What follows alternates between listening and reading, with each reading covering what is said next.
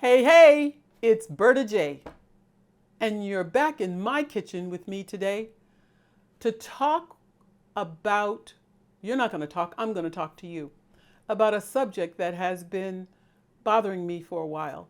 And I just want to share some basic information, and it's about being scammed. You possibly being scammed.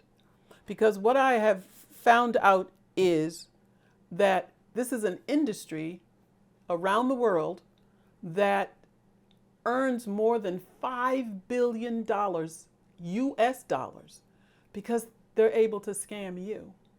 And I'm giving this video because I want you to be wise when you are contacted, use your wisdom and know what you don't have to do. Okay. So, the first thing is, what are some of the signs that you are being scammed? The first one is a company just out of the blue decides they're going to contact you. Either you don't know the company, or the company, you may know them, but just you haven't heard from them and you don't know how long, and they contact you. Second one is that you got a letter, a notification of some kind that they are rejecting your credit application. Now, you might not have ever even applied for that particular credit card, but they're rejecting you.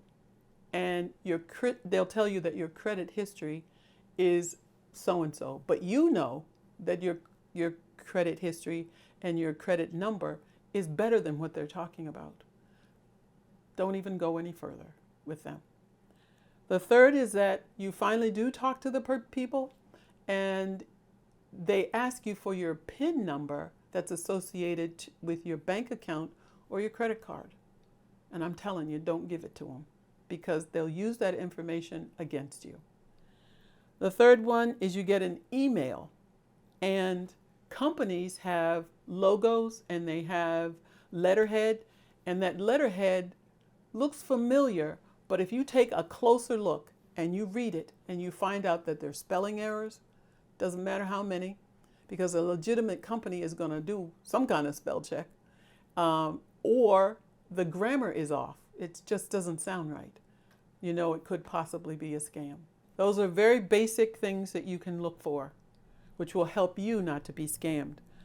My advice to lessen the possibility of being scammed are these. I just came up with 3 different things. Don't open emails from senders you don't know. If you don't know them, don't open it. Opening it by itself is not going to cause the problem. It's when you start to read and you look at all these things and they ask for information and you think, oh, this sounds like a good deal. But if you don't know them, hit delete and let it go. That's my advice. And the other thing is, a lot of scammers call you and they might tell you you won a lottery, but you know you never applied for the lottery. They'll tell you they'll start off with all this money that you have won and start asking for information. Don't open the email. And the second one is if they call you, don't give any personal identification. Don't give them your address. Do not give them your bank account number, your social security number for sure not, and any credit card numbers. Don't give them any of that stuff. Say, I'm sorry, I can't talk now. Hang up the phone. I'm not going to give you that information. Hang up the phone. Once you've hung up and you said you're not giving any of the information, you make the effort to call whatever company it is to find out by saying to them, asking customer service, I just got a phone call from you saying this, whatever it is that they asked you. And just wait a second or two because there's silence there. They're going to answer you and tell you, we did that, or no, we didn't do that. That's not us. So at least you know, you verified that the company itself can answer the question.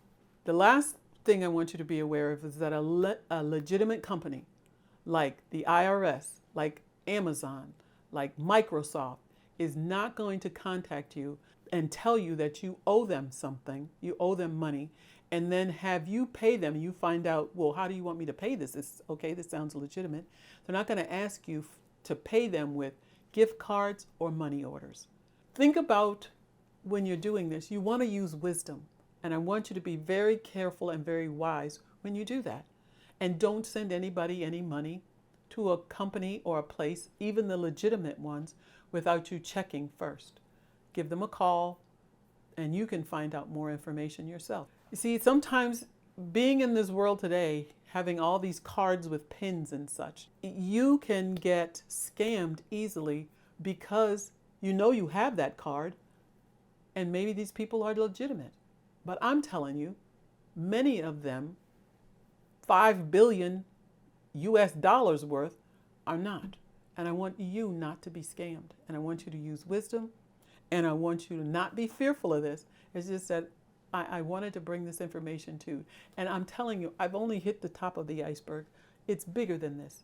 But these are some of the things you can do very simply so that you can protect yourself.